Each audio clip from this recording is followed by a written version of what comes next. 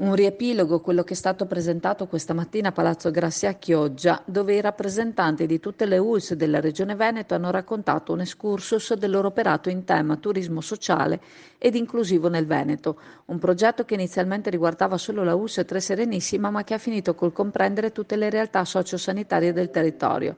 L'incontro è partito con i ragazzi che hanno dato dimostrazione di quanto inclusivo può essere lo sport, facendo una passerella di SUP fino a Vigo e ritorno, su tavole ideate appositamente e presentate a suo tempo dalla piscina all'aperto dell'ottavo piano del Mulino Stucchi a Venezia.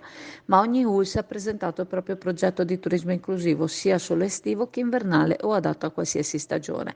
Progetto che abbraccia divertimento e lavoro, in quanto l'obiettivo finale è dimostrare ai ragazzi le loro potenzialità, ma cosa più importante, farli avvicinare all'indipendenza economica e all'autonomia lavorativa e abitativa.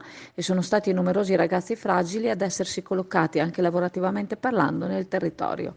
Il progetto attuale è biennale, quindi si stanno già operando le basi per poter procedere a buttare giù le idee per il prossimo anno.